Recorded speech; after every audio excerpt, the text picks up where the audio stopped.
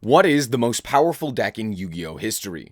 I'm sure you can think of a few decks that might meet this criteria. Zodiac, Spiral, Chaos, or Tearlament, to name a few. But I want to take you back to the year 1999. Yu-Gi-Oh was still brand new and had yet to leave Japan. However, a special event took place at the Tokyo Dome on August 26th, where people could buy the new pack containing Exodia, the Forbidden One. The event received more people than had been expected, making it a nightmare for those involved. Eventually, the nearly 65,000 people who showed up to buy the pack started to riot after finding out they would be unable to even buy the pack that day. However, eventually the packs were sent out, and Exodia the Forbidden One, alongside all of the other pieces, were now in players' hands. And this led to the most powerful deck we have ever seen in Yu-Gi-Oh! Let me start by explaining that at this point, the game was glacially slow, meaning that finding 5 cards that were at 3 copies apiece wasn't that outlandish. But that's not all. In addition to the pace of the game, 3 very important cards worked a bit differently than how they do now. But before we get to the most powerful cards in Yu-Gi-Oh's history, let me know if you think there is a stronger, more powerful card in the comments. And while you're down there, why not subscribe? I'm making a ton of content like this, and you can always unsubscribe later. Now, back to the most powerful cards in Yu-Gi-Oh!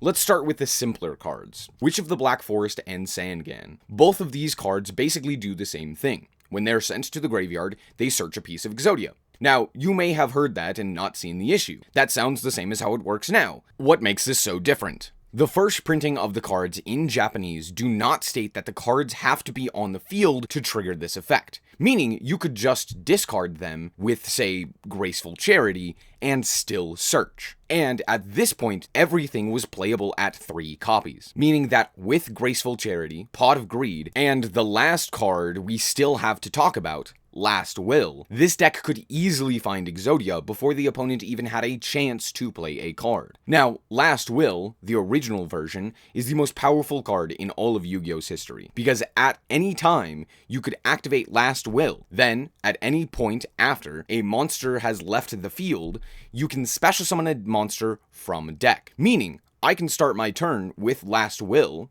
send a card I control to the grave, then immediately summon a monster from deck. Or, I could just wait a little, then summon a monster. Pair this with 2 monsters who search cards when they're sent to the grave, and if you have Lost Will and some way to get your monsters off the field repeatedly, you can cycle 5 different searches for all of the Exodia pieces. Even by modern Yu-Gi-Oh standards, this first turn kill is extremely easy to pull off and nearly impossible to stop. Now imagine trying to stop this without Ash Blossom or Droll and Lockbird. This is why, when they finally released Yu-Gi-Oh! To the international scene, all 3, Witch, Sangan, and Last Will, had all been changed to work differently.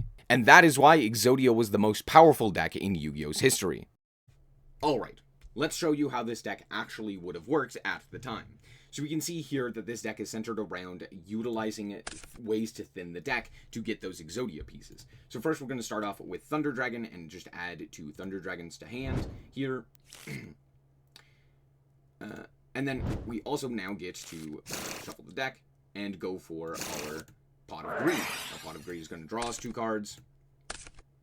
Now from here, basically what we would do, or what would happen, is we would set a Sangan, and we would set a Solemn Judgment, and at this point we're basically just waiting for the opponent to, like, destroy the Sangan so that we could get that additional search, and then we can reborn the Sangan and get an additional search by, like, crashing into an opponent's monster or something of that nature, on top of getting that additional draw, which, hey, at this point, now we get to go for the Graceful Charity and draw 3 and discard 2. If we see, like, a Witch or a Sangan or something along those lines, we're off to the races, right? So, you know, here we have, if our opponent deals with the Sangan, you know, we're then going to, hold on, go to the grave. Eventually they'll go to the grave. There we go. But the Sangan would then trigger, and we would be able to then get our search for the last few pieces that we need. So we're going to grab this guy to hand, and then we can Monster Reborn it and grab the last guy to hand, right? So that's how that would generally work.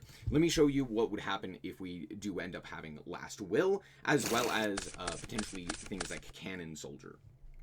So here we do have the Last Will. Now, Last Will, it says very different from what it actually was at the time. So what we can do is we can just go activate this at any point. That was not restrictive. So So yeah, that just now goes to grave, and then we can go for the Thunder Dragon, and the Thunder Dragon can grab us the other Thunder Dragons. And then what we can do is we can like tribute to the doomed in order to pop one of our own cards in order to trigger Last Will, and then Last Will can get us something like Sangan or Witch or what have you, right? As well as get us Monster Reborn to then go from there, which is also very nice. We could also go for specifically Cannon Soldier. So I'm going to show you what that would look like. So we're going to add this to hand. We're going to add this to hand as well. And then I'm going to just normal summon the leg here. Close that. Normal summon the leg. And then go Tribute to the Doomed. And send this to the grave. Popping our own leg, which would then allow us to then grab from deck pretty much at any point. Here I'm going to grab Cannon Soldier. So we will then special summon the Cannon Soldier. And then this, Cannon Soldier just says, tribute a monster, inflict 500 to your opponent. So I could just like FTK them here in a bunch of different ways. But what ends up happening here is that because we have the Monster Reborn, we can go activate Monster Reborn, bring back a guy, trigger with Cannon Soldier to deal 500. So we activate the effect, we trigger for 500. That, because of the old version of Last Will, means that Last Will now is able to be triggered again to special summon Witch or Sangan, which can then be used for Cannon Soldier, which would then search out all of the pieces. So we would search out this with a Witch, and with a Sangan, and with a Sangan, and with a Witch.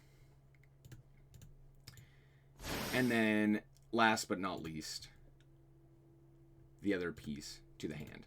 So this would just basically put all of the pieces into hand by cycling through all of the 6 Sangan and Witches, and since they were sent to the graveyard, you then get to trigger Last Will each time, special summoning out another guy when you choose, which is insanely overpowered and basically meant that this deck was hyper consistent, let alone the ability to draw through half of your deck thanks to Pot of Greed and Graceful Charity. Being able to do this as well just meant that the deck was stupidly consistent. Now, to be fair, I never played at this time. Very few people did.